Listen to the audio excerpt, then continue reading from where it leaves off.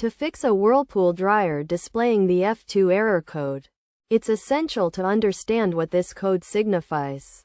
The F02 error code appears when the dryer detects a stuck key or when a key is held down for more than 30 seconds. A faulty control panel is a common cause of this error. To resolve this issue, the control board may need to be replaced. This process involves unplugging the dryer and pulling it away from the wall.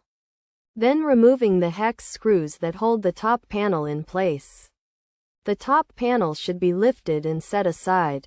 Next, the screws securing the mounting bracket to the control board are removed, followed by the removal of the mounting bracket and wire harness.